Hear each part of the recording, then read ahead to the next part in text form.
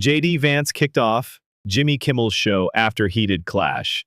The air inside the Jimmy Kimmel Live studio was thick with artificial energy laugh tracks, band riffs, and Hollywood heat.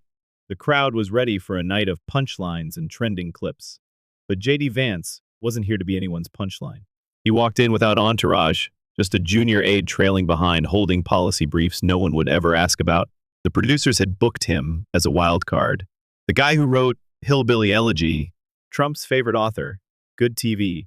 To them, he was a talking point in a tailored suit, a culture war cameo, something to roast with a wink. They were about to learn something else. Backstage, JD sat silently. No coffee, no banter, just watching the monitors, watching Kimmel, studying the rhythm of a man who lives off applause. When Maggie, his aide, leaned in and said, "You sure about this?" He just nodded. He's expecting a senator trying to charm the room. I'm not here for charm. Out front, the crowd roared as Kimmel wrapped his monologue with another dig at red states. Something about Walmart, NASCAR, and those people who think fentanyl grows in the woods. Then came the cue. Please welcome Senator J.D. Vance. Cue the applause. Cue the theater lights. Cue the war that was about to begin. The handshake was firm measured, not warm. J.D. Vance stepped into the lights with the quiet confidence of a man who didn't need to impress anyone in the room. He wasn't smiling. Jimmy was wide, toothy, practiced, the kind of grin worn by someone who thinks they've already won. The crowd, conditioned by studio handlers and cue cards, applauded on command. Some recognized JD from the Senate floor. Others from cable news clips, always introduced with a loaded chyron. Trump loyalist, hillbilly author turned senator, Rust Belt culture warrior. To Kimmel, he was content. To JD, Kimmel was noise. The host gestured toward the seat, one of those low-slung talk show chairs designed to make guests look smaller than the host's desk. JD sat down carefully, his spine straight, his eyes scanning not the crowd, but the set itself. Great to have you here, Senator. Jimmy started, leaning into the easy rhythm. You made it out of Ohio. Hope law didn't scare you too much. A few laughs. JD gave a thin nod. We're glad you're here, Jimmy continued. Honestly, I didn't know senators had time for anything other than yelling at TikTok these days. More laughter, a gentle ribbing, standard late-night fare. JD didn't blink. I schedule time for things that matter. That response got a few low chuckles. The crowd, not quite sure if they'd heard a joke or a line from a deposition. Kimmel smiled tighter, tapping his desk with mock amusement. Straight shooter, huh? JD raised an eyebrow. Should I lie instead? Laughter, again, but this time laced with something else. The pacing of the conversation hadn't gone according to the usual script. No small talk, no playful back and forth. JD wasn't giving Kimmel much to work with. That, in itself, became the show. Still, Kimmel pressed on. So your new proposal, revitalizing Rust Belt communities through infrastructure investment. Exciting stuff, Jimmy said, dragging out the word exciting. But before we dive into that, mind if we loosen up a bit? JD didn't respond, so Jimmy reached under the desk and pulled out a construction hard hat with the word Hillbilly Hero printed in red letters. A few people in the crowd laughed too hard, trying to force the moment. JD looked at it, then at Jimmy, then at the camera. You think this is cute? JD asked, voice flat, but sharp enough to draw blood. Jimmy laughed. Come on, just a bit of fun. No one's saying you have to wear it, unless you want to get elected again. That line hit differently. Maggie, standing backstage with her arms crossed, muttered, There it is. JD leaned forward, elbows on knees. You know what's fun, Jimmy? Watching people in my hometown go bankrupt from medical debt while your writers get paid to mock them. A few oohs from the audience. No laughter this time. Jimmy tried to recover. Hey, now, I'm from Vegas. I know about hard times. JD turned toward the audience, not Jimmy. I'm not here for the viral clip. I'm here because millions of people in this country feel invisible. And when someone like me gets elected, you drag out a damn costume like I'm a joke. The crowd was quiet. Too quiet for a show built on laughs per minute. Jimmy's voice dropped half an octave. You're on my stage, Senator. Relax. JD snapped back. No, I'm in your studio, and this is my country. It was subtle, but it shook something loose. In the control room, a tech whispered, Are we cutting to break? The producer shook his head. Let it run. Jimmy tried another approach, this time fishing for familiarity. Look, JD, I read your book. It was powerful. Honest. You wrote about growing up poor, your mom's addiction, surviving Appalachia. But doesn't it feel a little like you traded all that in for politics? JD nodded. I didn't trade it in. I'm using it. So the next generation doesn't have to explain why their school closed or their dad overdosed in the garage. Kimmel blinked. He tried to pivot. Well, that's heavy. But hey, what do you think of Taylor Swift dating a tight end? Ohio's got opinions, right? A few polite laughs from the crowd. JD gave a short laugh, one note. No smile. If I cared about that, I'd be on TMZ, not the Senate floor. Jimmy was running out of runway. The energy in the studio was off. Too serious. Too real. Kimmel leaned back, reaching again for levity. I just think people watching want to see a human side of you. Have a little fun. Lighten up. America needs to laugh. JD shook his head. America doesn't need to laugh. It needs to get sober. It needs to stop overdosing on clickbait and start caring who controls their jobs, their towns, and their schools. A pause. A real one. No band riff, no laughter, just air getting thinner in the wings. Maggie whispered. That's it. Jimmy forced another smile. Senator Vance, you've got a real way with words, but we do have advertisers. JD turned his gaze back to the host. Then maybe they should sponsor something that matters. From the back of the room, someone clapped, one clap, then another, and then it stopped. The audience didn't know what to do. Neither did Jimmy. He looked at the camera, then at the teleprompter, then at the floor producer, who was frantically signaling to cut the segment. JD leaned back in his chair, arms crossed. You invited me here for spectacle. I showed up with substance. Sorry to disappoint. He wasn't sorry.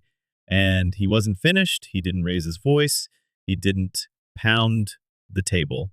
But with every sentence, JD Vance split the room in half. The stage lights stayed hot, unflinching. Studio protocol demanded momentum. Kimmel, still smiling with muscle memory, glanced down at the cue card he hadn't read in 2 minutes.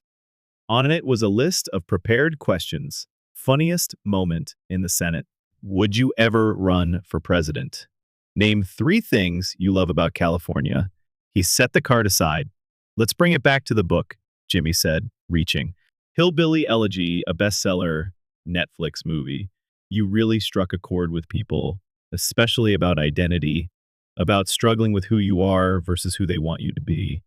JD's eyes stayed steady. It's not about who they want me to be.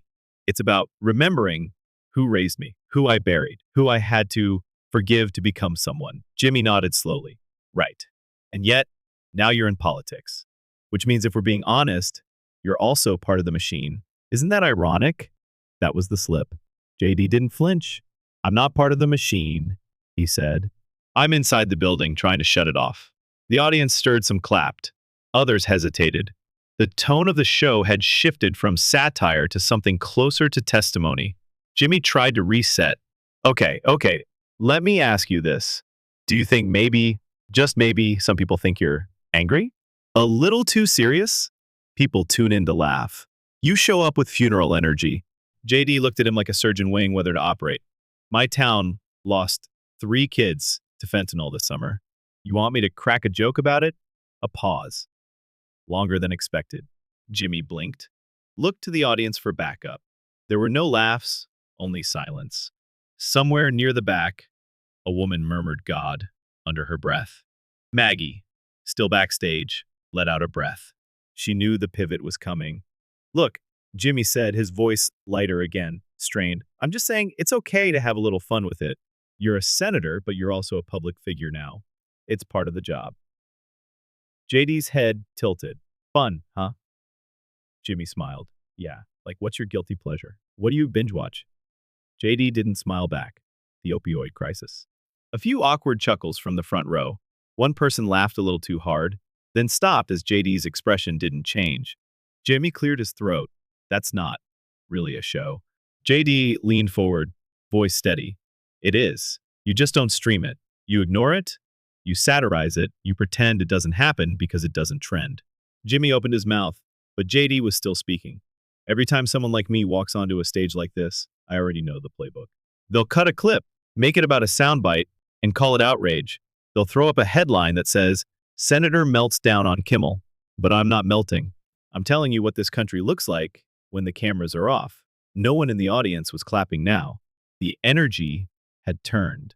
Not combative, just uncomfortable. The kind of discomfort that doesn't let you scroll away. Jimmy tried to bring it back. Okay, okay. Let's not make it a funeral. I'm not here to argue. We love having people from both sides of the aisle. We had Bernie, we had McConaughey, we even had Ted Cruz. He wore a cowboy hat. You can laugh too. JD looked at the camera, not the host. I'm not here to be liked. I am here because we're out of time to be polite about failure. Jimmy smiled wider, but his eyes narrowed. Well, we're out of time too, he said, gesturing toward the band. But before we go seriously, just one question. He paused. The audience, sensing tension, leaned in. What's more important to you, Senator? Being right or being liked? JD blinked once. Being remembered by the people who raised me. And that was the break. Applause. Not from everyone, but loud enough.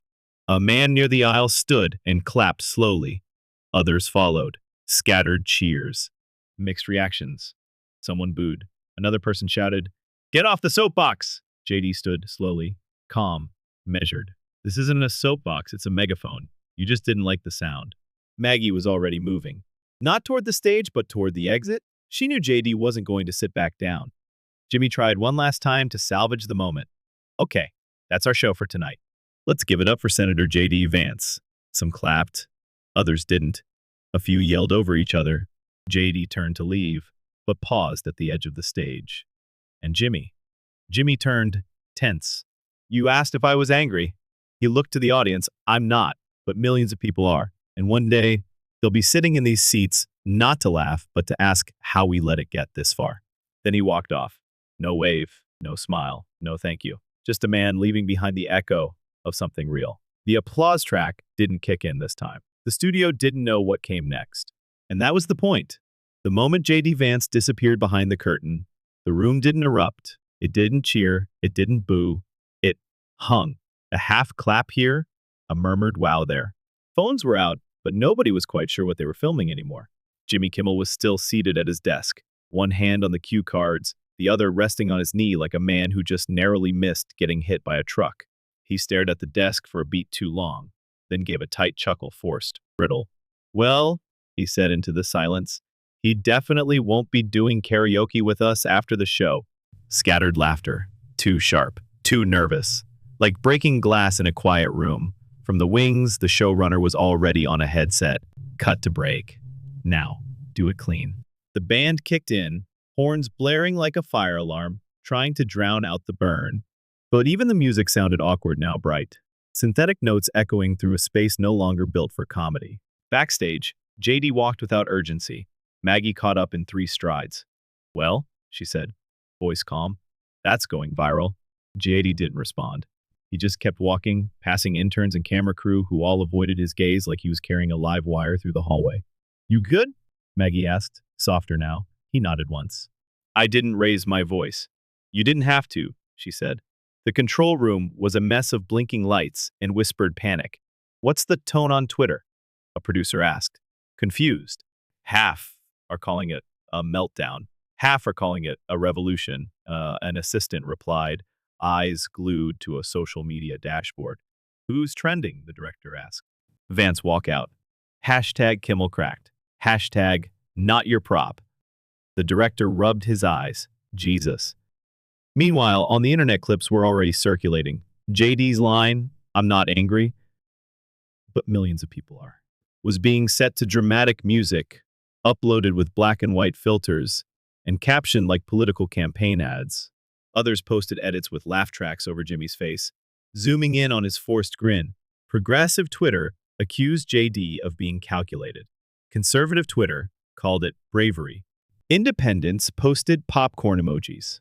A verified Hollywood producer tweeted, "That was the most riveting moment I've ever seen on late-night TV, and I used to write for Jon Stewart." Another tweet, this wasn't a senator melting down, it was a senator exposing the room for what it is, theater. And America just watched the curtain fall. Hashtag spiraled. Hashtag viral Vance. Hashtag Kimmel collapse. Hashtag Rust Belt Revenge. Hashtag JDV's Hollywood. The algorithm was already digesting it, remixing it, feeding it to people who hadn't watched late night in years. And somewhere on Reddit, someone posted the full clip with the headline, JD Vance just tore down late night propaganda with surgical precision. The commercial break was almost over. Jimmy was pacing behind the set, mic turned off, pulling at the collar of his shirt like it had suddenly shrunk. A producer approached with a tablet showing live audience feedback. It was all over the place. Spiked engagement, split sentiment, full-blown chaos. You want to address it in the next segment? They asked. Jimmy didn't answer. He stared at the tablet, eyes narrowing. He hijacked my show, he muttered. Walked in, made it about himself, and left like a damn folk hero. You gave him the setup, the producer replied carefully. Jimmy glared. I gave him respect. He made it look like I handed him a pie to throw. Back on stage, the crowd was restless. Some people had left. Some stood, arms crossed. A few were whispering, debating. The warm-up comedian came back out to reset the energy.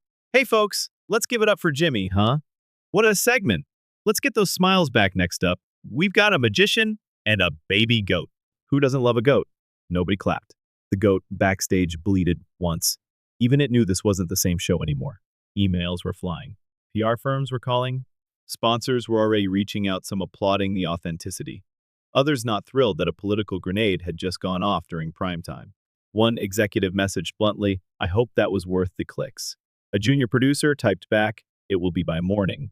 Another chimed in, unless JD Vance decides to run for president. Then it'll be a problem. He sat, finally, in a chair that looked too plush for someone that tense. Maggie handed him a bottle of water. You going to talk to press? JD shook his head. They already made up their minds. About you? JD looked up. About themselves. His phone buzzed. A text from a factory owner back in Middletown, Ohio. Just watched what you did. Never seen anything like it. My son cried. Another buzz. A pastor from a rural church. That was a sermon. And you didn't even open your mouth for half of it. He set the phone down. Looked at Maggie. They won't invite me back, she shrugged. They'll still write about you. Might even thank you later off the record. This was never for them, JD said. Then who? Everyone they never put on camera. Maggie smiled. Well, mission accomplished. JD stood, rolled his shoulders. The kind of movement a man makes after lifting something heavier than most people realize. The magician came out. The goat danced. Jimmy tried to smile again, but the light was off in his eyes. Something had cracked, not just the rhythm of the show, but the confidence in the format. He looked directly into the camera at the end of the segment and said, That's all for tonight, I think. And the screen faded to black. The sun hadn't even risen yet when headlines began stacking like bricks. JD Vance stuns. Late night with somber showdown. Was this the end of the late night laugh track? Not angry? Just done? Vance's line ignites national debate opinion. We wanted a clown. We got a mirror. Across America, newsrooms scrambled to explain what had just happened. Cable news ran split screens. Right-wing outlets hailed it as a populist stand against media elitism. Left-leaning anchors debated whether it was a stunt. Independent voices called it the most honest 5 minutes in primetime all year. Some called it a meltdown. Others called it a reckoning. But nobody called it forgettable. By morning, Kimmel's monologue had become the monologue. Clips of the awkward silences, the single claps, and JD's line, I'm not here to be liked. I am here to be remembered by the people who raised me, had crossed platforms like wildfire. On Morning Joe, a roundtable of pundits tried to dissect his tone. He came off like a prosecutor, not a guest, one said. Or like someone who didn't think the camera was the authority in the room, another replied. Even The View got in on it. He was rude, Joy Behar said. He was real, said the guest co-host. Nobody agreed on what it meant, but everyone agreed it meant something. Late night used to be safe, predictable. Smile for the camera, sip water, laugh at the right beat. Then JD Vance walked in and broke the rhythm. Not with outrage, not with a walk-off, just with stillness. Middletown was buzzing, and not in the usual way. The diner JD used to wash dishes in had turned the TV on early. By 7 a.m., locals were watching replays of him sitting calm under studio lights, refusing to be edited into a punchline. A waitress wiped down a table and said, "He didn't smile once." The cook answered, "Didn't need to." A few regulars nodded. One old man in a John Deere cap tapped the counter with his knuckle and said, "First time someone from here didn't apologize for being from here." The moment had traveled farther than Hollywood intended. In D.C., the fallout was strategic. JD returned to the Capitol with a full inbox and a split reputation. A staffer from a blue state office muttered in an elevator, "Congrats on the Emmy moment." JD nodded, not acting. In committee meetings, eyes lingered on him a little longer. A few Republicans asked quietly for interview prep tips. A few Democrats avoided eye contact. One senator whispered, "I watched it twice." "Was that all planned?" JD shrugged. "Truth doesn't need rehearsal." Jimmy Kimmel's team did damage control. They clipped the segment, posted a polished edit with music and transitions, the kind that smooth out rough edges. But the raw footage was already out there. Millions had seen the uncut version, the tension, the stare downs, the way JD didn't blink. Internally, producers argued over whether they'd lost control of their own show. "He hijacked the narrative," one said. "No," said another. "He refused the narrative." Kimmel didn't mention JD the next night. No follow-up joke, no satirical jab. He opened with a sketch about the Oscars and moved on. But his rhythm was off. The crowd clapped. But the energy was thinner. Like the room knew the rules had changed, even if the script hadn't. JD's office received over 14,000 messages in 48 hours. Some angry, some grateful. One was a letter written in cursive on yellow notebook paper, no return address. It simply read, "My son died last year. You didn't bring him back. But for 5 minutes, I think you made people notice he was gone. Thank you." Another, from a factory in Toledo, that wasn't a TV appearance. That was a punch in the mouth. In a good way. And dozens more, "You said what we yell at the screen every night. He wanted a clown. You gave him a citizen. If you run, you've got my vote." JD didn't read them all, but he read enough. 2 days later, JD gave a speech at a community center in Chillicothe. No media, no podium. Just folding chairs and coffee in paper cups. He talked about rural hospitals, supply chains, overdose statistics. Not one word about Jimmy Kimmel. But before he left, an old veteran raised his hand and asked, "Senator, you planned that thing on TV?" JD paused. "No," he said. "I just decided not to lie. If this were a movie, there'd be one final shot.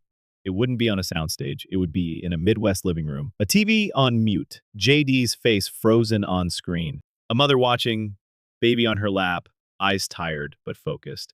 Or maybe it'd be the talk show stage, empty now. The lights dimmed. Jimmy's desk untouched. The chair JD sat in still facing slightly off-center, like he had turned towards something real and didn't turn back. Or maybe it would be a camera lens. Paused, uncertain, trying to decide who the star really was that night. Not the host, not the crowd. Just a man who walked in, said what he came to say, and left before the applause started.